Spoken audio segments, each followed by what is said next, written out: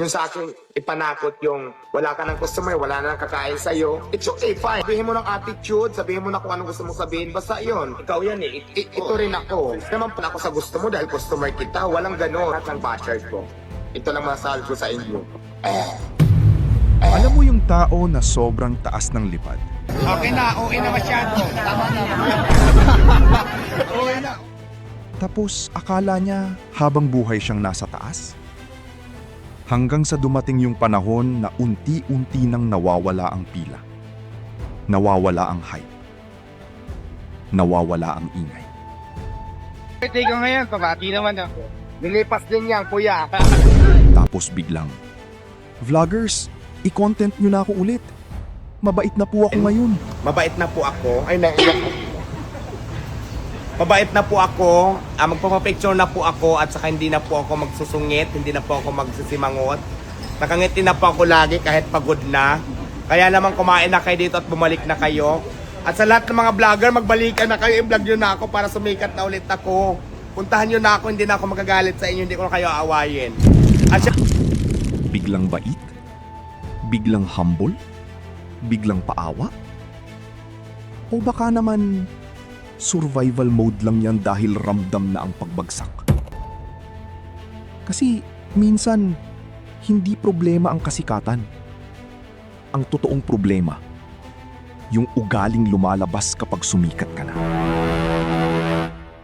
Welcome sa Papi Lipi, where we talk about different personalities, events, and important topics that are worth tackling. Pwede po ba ako mag-request na i-like ang video na to para malaman ko na gusto nyo ang ganitong klase mga contents? Ang inyong suporta ay malaking bagay sa amin bilang content creators at nakakatulong para maipagpatuloy namin ang paggawa ng mas malalim at maayos na mga videos tungkol sa mga importanteng topic. O, sahod na yung masasahod dyan. Hindi naman maikakaila. Malaki ang naging impact ni Diwata sa internet. 1, 2, 3, 4, 5, 6. Simple lang ang puhinan niya noon. Murang pares. Sobrang daming serving.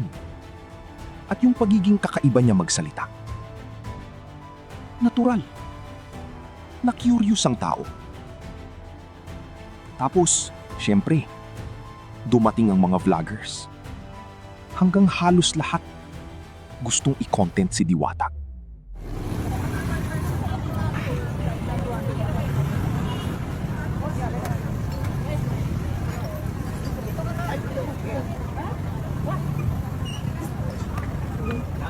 At dun nagsimula ang matinding hype.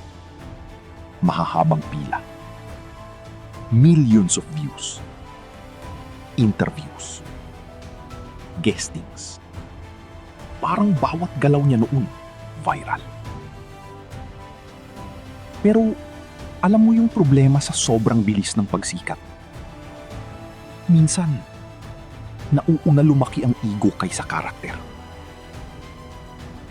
Habang tumatagal, mas maraming tao ang nakakapansin sa ugali niya. May mga pagkakataon na parang tingin niya, siya na ang hari ng internet. Yung dating relatable, naging mayabang na sa paningin ng iba. At ang internet, hindi yan loyal. Kapag minahal ka ng internet, sobra. Pero kapag naumoy sa iyo ang tao, mabilis ka rin nilang iiwan. Unti-unting dumami ang criticisms. May nagsasabing nag-iba daw ugali. May nagsasabing masyado ng mataas tingin sa sarili. May nagsasabing ginagamit lang niya ang mga vloggers para manatiling relevant. At aminin natin, maraming content creator din ang nakinabang sa kanya noon. Pero nung humina na ang hype, hindi na kagaya noon. Hindi na araw-araw trending. Hindi na lahat curious. Hindi na automatic milyon ang views. At dito pumapasok yung tanong ng maraming tao. Totoo bang nagbago na siya? Madam, pwede po magka-picture? Pagod ako, may ginagawa ako, di ba? Sa mga basher ko na nandyan ngayon, nakapas pa rin hanggang ngayon. Magbago na rin kayo. Nagbago na ako, di ba? Ba't kailangan nyo pa akong ipas? Di ba mabait na nga ako? Bakit basher pa rin kayo? O napilitan lang maging mabait dahil ramdam na niya ang pagbagsak? Kasi napapansin ngayon ng marami, parang mas approachable na daw siya. Mas mabait, mas mahinahon, mas nakikisama sa vloggers. Uy, si Madam Diwata. Madam, pwede po magka-picture? Pagod ako, may ginagawa ako, di ba? Ay, akala ko po ba mabait na kayo? Ay, oo nga pala. Pwede na po, pwede na. Mabait na pala ako ngayon. Mabait na po kayo? Pwede na magpa-picture. Kain po kayo? Ayun Pwede na po magpa-picture sa inyo. Pwede na, pwede na. Mabait na ako ngayon. Lagi na ako nakangiti. Ayun, Tapos hindi na ako nagagalit. Mabait na pala ako ngayon. Mabait na. Hindi nyo na sila sisimangutan. Hindi na, bawal na akong sumimango. Ayun, Ano? Kaya kumain na po kayo.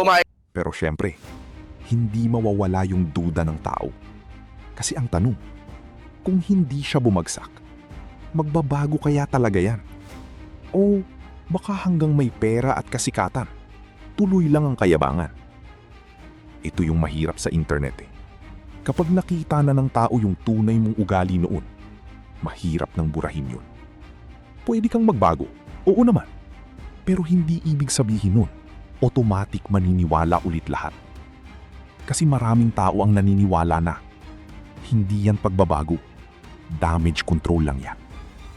Parang ngayon, mas kailangan niya ulit ng exposure, mas kailangan niya ulit ng views, mas kailangan niya ulit ng vloggers.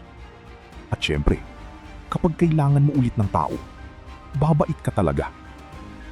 Pero ang pinaka-importanting tanong, kapag bumalik ulit ang sobrang kasikatan, babalik din kaya yung dating ugali? Kasi doon talaga nasusukat ang totoong pagbabago eh. Hindi kapag bagsak ka, kundi kapag nasa taas ka ulit. At ito ang realidad na ayaw tanggapin ng maraming sumisikat sa internet. Hindi sapat na viral ka. Kasi mabilis lang dumating ang kasikatan. Pero mas mabilis mawala. At kapag puro ego ang pinairal mo habang nasa taas ka, darating talaga yung panahon na unti-unti kang mawawala. Ngayon, sinusubukan ulit ni Diwata bumangon. Ang tanong na lang ngayon, totoo bang nagbago na talaga siya? O isa lang tong malaking acting para maibalik ang dating ingay? Kayo na ang bahalang humusga. Dahil sa internet, maaaring makalimot ang tao. Pero hindi basta-basta nakakalimutan ng internet ang ugali.